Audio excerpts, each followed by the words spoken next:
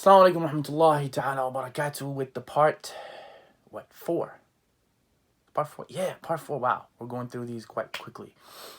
We talked about sincere advice, and we talked about Luqman ya'idhuhu, advising his son.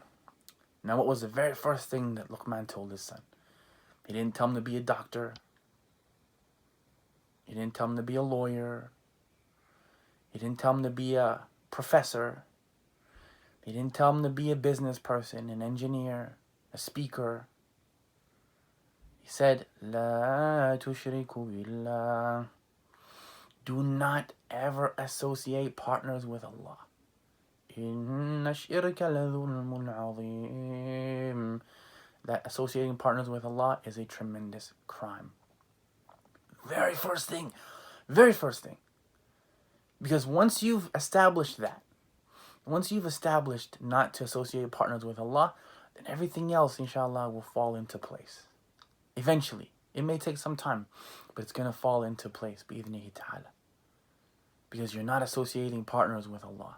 That's first. If you ask the kids now, what are the 5 pillars of Islam? And they go through Salah, and they go through fasting in Ramadan, and they go through Zakah, and they go through Hajj. But then at the very end, they go, oh yeah. Ashhadu an la ilaha illallah, ashhadu anna Muhammadan Rasulullah. That should never be an afterthought. The oneness of Allah and that monotheism, that pure monotheism that only Islam provides, should never be an afterthought. This is the cornerstone. This is the pillar on which all the other pillars stand. La ilaha illallah. That there's nothing worthy of worship except for Allah. And Muhammad sallallahu alaihi wasallam is the last and final messenger of Allah. Luqman didn't have Muhammad sallallahu alaihi wasallam then. So he said what he knew. La tushrik billah. Do not associate partners with Allah. When you know your creator, you know your purpose. And this is the cornerstone. All the other things are cool, by the way. Business person, doctor, lawyer, engineer, whatever it is. President, whatever you're going to be. Whatever it is that you're going to be. Pro wrestler, speaker, whatever it might be. Business person. Make $1 billion if you want. But, La tushriku billah. Inna shirka ladhulmun azim. Do not associate partners with Allah. That's the first thing you teach your kids. The very first thing, that Allah is one, unique in His oneness, complete in His perfection, and incomparable to His creation. You teach them that. Because everything else will be okay eventually, inshallah, if you have that. That's first. Muhammad sallallahu alaihi wasallam said that the one who says, La ilaha illallah, tuflihu. He's successful. Now, it doesn't stop there, of course, because we know that that monotheism Islamically is a belief in the heart, statement on the tongue, and actions on the limbs. We know that. But this is what he's telling him. La tushrik billah. Don't associate partners with Allah. If you're praying 10 times a day and you don't know who you're praying to, then it's all just motions. It's all just bending and standing and praying. And of course, we're supposed to pray 5 times a day. But I was being extreme in the example because you could do all this worship, and if you don't know why you're doing it, then it is what it is. It's just action. But if you have that, la tushrik billah, you have that muwahida, that oneness of Allah, then everything else will fall into place, inshallah ta'ala. That's the part 4. And Luqman al-Hakim is telling his son the most important lesson of his son's life. Do not associate partners with Allah. And of course, we know that when you enter the grave, you will ask 3 questions. Man rabbuk, wa ma dinukum, man nabiyuk. Who is your Lord? What is your religion, and who is your prophet? Luqman is telling his son right off the bat.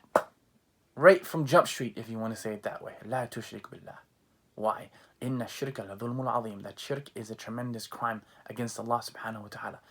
Now, is Allah weakened if we don't worship Him? No. Does Allah get hurt if we don't worship Him? No. But we are the ones who have to worship Him. So it's a crime against Allah, and we are the ones who suffer because of it. And this includes things like, if we want to say it in our modern day, I see a lot of this, and I have to mention it on Twitter and places like that, where Muslims quote horoscopes. We quote horoscopes. Oh, I'm a Gemini, and I'm a Sagittarius, and I'm a Virgo, and I'm this, and I'm that, and third. And this is all shirk. All of it. It's astrology. It's belief in the predestination determined by the stars. And we don't have that. That's shirk. You need to teach your kids not to do that. It's not from Islam to do that. It's not from Islam to consult psychics. It's not from Islam to go to fortune tellers and to wear charms and to be protected by Quran writings up on your wall. That's not from our deen to have any of this stuff. La tushrik billah. What's the meaning of shirk? The meaning of shirk is to associate partners with Allah. Muhammad said, the one who goes to a fortune teller, whether he believes in it or not, his salah is not accepted for 40 days. So even if you're reading your Sagittarius and your Virgo and your Scorpio and your whatever for fun, oh, I'm just doing it for fun, your salah is batil for 40 days. Be very careful of that. Learn what shirk is, and you'll learn what monotheism is. We don't believe in the predestination determined by the stars. We believe in the predestination determined by the one who created the stars. And we'll talk about him, subhanahu wa ta'ala, in our next video. Assalamu alaikum wa rahmatullahi ta'ala wa barakatuh.